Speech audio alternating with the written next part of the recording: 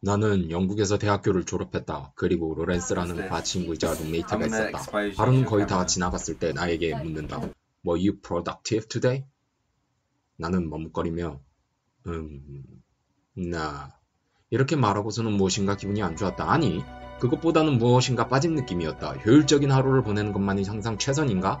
라는 의문이 내 마음속에 자리 잡았다. 우리는 인생이란 알 수 없는 모험을 하며 살아간다. 그런데 여기서 계속 최선의 선택을 하는 것이 과연 바람직한가? 아니, 애시당초 그게 가능하기는 한 것인가? 회사 생활을 하며 일의 효율을 무엇보다 중요시하는 것을 정말 많이 볼 수 있다. 머릿속에 상사가 그래서 뭘 했죠? 라고 묻는 것이 너무나도 쉽게 상상이 된다.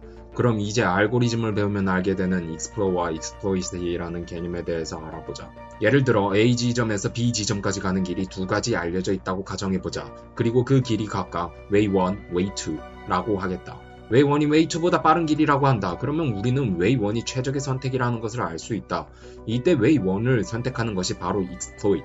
내가 가진 옵션들 중에서 최선을 선택하는 것이다. 그런데 만약 여기서 내가 모험 정신을 발휘하여 Way 3를 개척한다고 해보자. 그럼 이제는 세 가지의 경우의 수가 나올 것이다.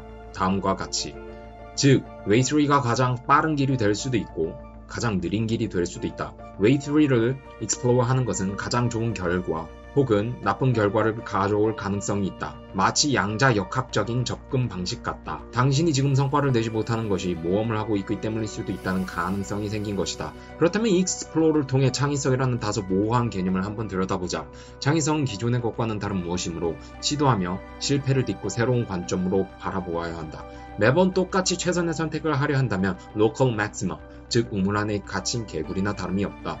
내 집 뒷산에 오른다고 해서 그 산이 세계에서 제일 높은 산은 아니라는 것이다. 따라서 익스플로어를 통해서 새로운 산들을 탐험한다면 더 높은 산을 발견할 수 있게 되며 언젠가는 에베레스트 산도 오르게 될 수 있는 것이다. 바로 글로벌 맥시마에 도달하게 된다는 것이다.